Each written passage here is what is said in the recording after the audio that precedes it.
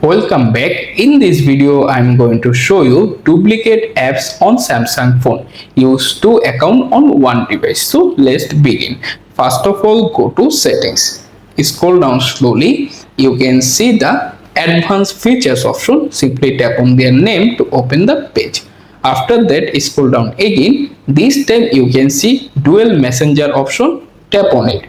In the dual messenger section, you can see all of the available apps listed there. Simply find the exact app if you want to make duplicate. For example, I make the Facebook app duplicate. Simply tap on the toggle switch next to their name and click on install button and wait to complete the process. After it done, return to your home screen, open the app door, and you can see this time the duplicate app appear. You can identify easily the duplicate icon.